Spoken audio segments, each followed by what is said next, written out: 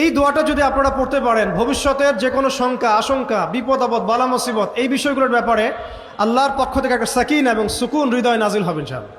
এই দোয়াটা জিবরাইল আলাইহিস সালাম রাসূলুল্লাহ সাল্লাল্লাহু আলাইহি ওয়াসাল্লামকে শিখিয়ে দিয়েছিলেন এবং রাসূলুল্লাহ সাল্লাল্লাহু আলাইহি ওয়াসাল্লাম এই দোয়াটা খালিদ বিন ওয়ালিদ রাদিয়াল্লাহু আনহুকে শিখিয়ে দিয়েছিলেন।